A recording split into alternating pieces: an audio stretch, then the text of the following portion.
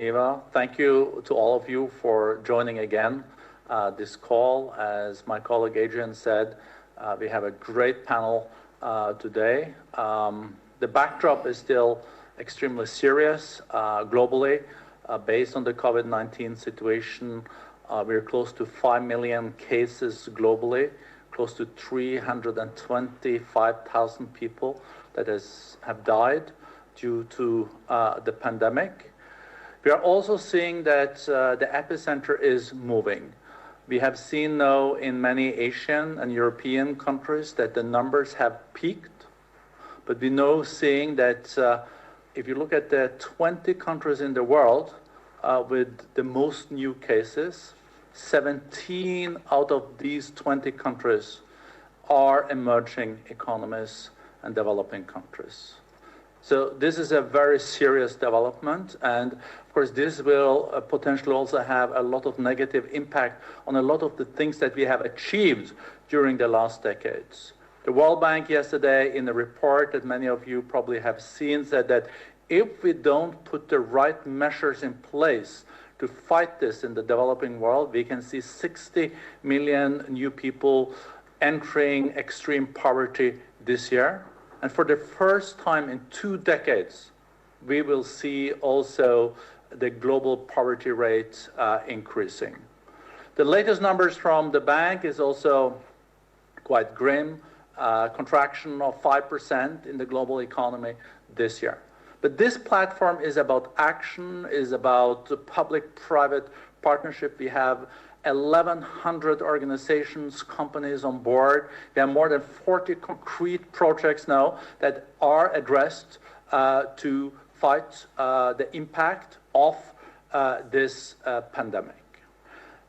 Very, very pleased to again see you, Prime Minister Imran Khan. Last time we had the dialogue was in Davos. We did not expect that this new decade was going to start this way.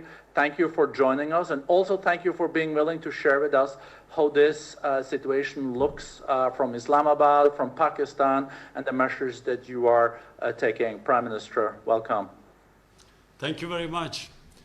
Well, let me just say that the experience of the developed world is completely different to what we are facing in the developing world. And in countries like India, Pakistan, Bangladesh, specifically the Indian subcontinent, our experience is somewhat different. Firstly, the speed at which COVID-19 spread in Europe and in the United States, we are not experiencing that same sort of speed.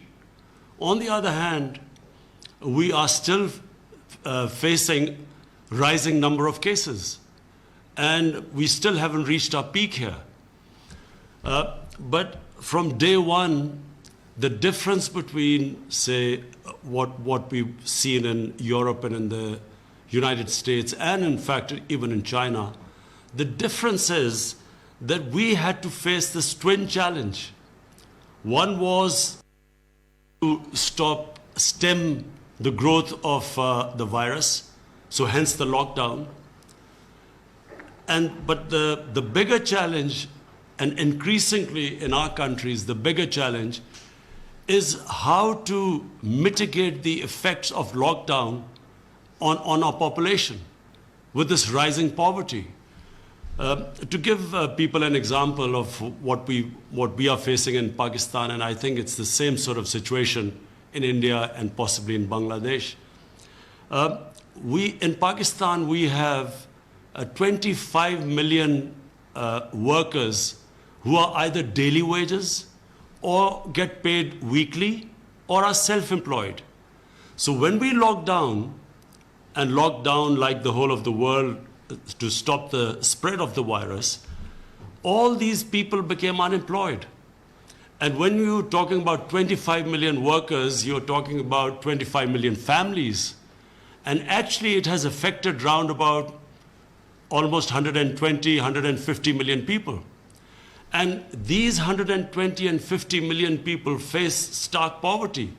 Their unless the men or the women who were working, unless they work, they cannot feed their families. So what we did was, and I'm very proud of my government, we came up with this cash transfer program. And we touched 15 million families. So far, we have touched 15 million families with cash transfers. And this is what's mitigated the effects of the lockdown. But this is only a short-term solution. So therefore, despite the rising cases in our country, we have decided to go and ease the lockdown.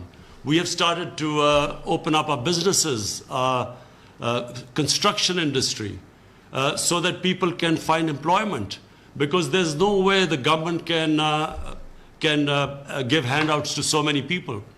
And because of this huge numbers of the informal economy, the only way we can reach our people is by allowing them to work. So here we face this dilemma. One, we still have a problem of growing cases, and we still have to be careful about the spread of the virus. But on the other hand, unless we open up our economy, we have millions facing starvation. And this is not the problem faced in the Western countries, but the Western countries also face this problem, this balance between now saving the economy and at the same time worrying about, even if the cases are going down, they're worrying about in case there's a spike. So the way forward, we have, this year we have, as a country, as a nation, we realize that we have to live with this virus. At least until a vaccine comes out, we feel that this year we just have to learn how to live with it and balance this. So to balance this, what we have raised a volunteer force of 1 million volunteers who will help the administration, because the administration is already overburdened.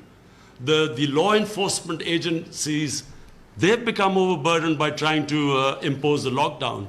So we decided that the only way is that have a volunteer force, let the administration do the normal work and the police, while this volunteer force goes and encourages people to not to have gatherings, and when they go to work, have these SOPs so that they at least try and keep the social distancing.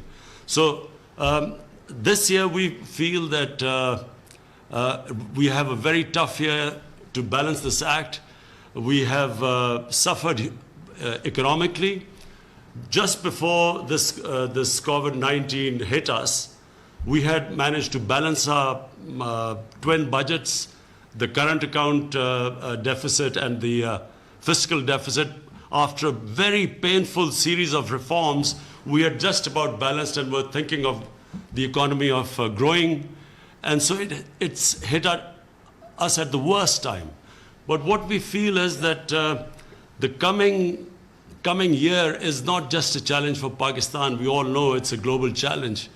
And what we feel is that there has to be a lot more interaction between the countries in dealing with this challenge than has been so far. Understandably, because when it hit the countries, it's quite unprecedented, the measures they took. So every country looked inside, became insular. But I feel eventually we are all connected, and the response has to be global. There has to be a way of picking up countries which are struggling right now, and especially in the developing world. I've spoken to the Ethiopian Prime Minister, the Egyptian President, Nigerian Prime Minister. All of them are facing similar problems to what we are facing. Falling exports. The export orders have gone down because obviously the problems faced by the global community. But also additionally, we face the problems of falling remittances. Our country depended a lot on remittances from the Gulf countries, and because of oil prices crashing, that has had an effect on our workers, our remittances. So I guess everyone is facing the challenges, but we have geared up. Economically, we've got our think tanks working on how we're going to deal with the coming year. At the same time, we have a very good developed a system of a national command and control center, and the whole idea is that every day the whole idea of the center is to balance the whole thing. They watch where the cases are growing, how we are going to deal with them, isolate individual areas where there is fear of spreading, and at the same time how we can keep our economy going. So I guess this is what the world community faces.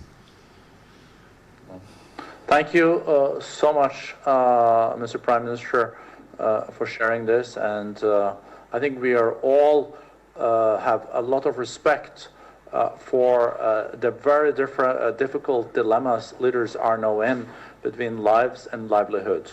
And especially in poor countries, this is really a huge task. And as you underlined, when we met in Davos, we thought the global economy was going to grow with 3% this year, and now it's going to contract with 5%. So this will have huge impact. And I guess that the global debt situation is also something that is really a serious issue for Pakistan. I'm going to go to the Development and Trade Minister of the Netherlands, but if you can very shortly, Prime Minister, just in 1 minute say something about the global debt situation and also the special situation for developing countries, because there is a discussion about a global plan here. G20 countries have come up with a debt relief. They've just come up with a policy of debt relief, but there need to be more details and more work on this. But let me just put it this way. A lot of the developing world faces the situation where, because of their debt servicing, their fiscal space has contracted. They don't have enough space actually to cope with this challenge of health facilities, because the biggest problem caused by COVID is it's overwhelmed the health facilities, the hospitals. So therefore, the reason why there should be a debt relief, and the G20 is looking into it, because we need that fiscal space now to divert resources towards health and also to environment. And unfortunately, right now, that space is not there. And as I said, I spoke to the heads of Nigeria, Ethiopia, and Egypt. All of them face this similar situation to us. Yeah. No, thank you so much, Prime Minister. And what you're really alluding to is kind of a bridge, because there is an imminent need for stimulus to make sure that things are also working until growth is back. I think this is a nice segue also to Sigrid Kaag, because Sigrid, you're not only the Trade Minister of the Netherlands, but you're also the Development Minister. We'll come back to the situation in your country, but what Prime Minister Khan was alluding to here was the G20 is looking at a way to also make sure that people are fed, that things don't totally stop now in the immediate crisis. This is what stimulus is needed for, and a debt relief will possibly give a bit of relief there. Any thoughts on this? Yes, no, thank you very much, Borge. And indeed, I was very inspired by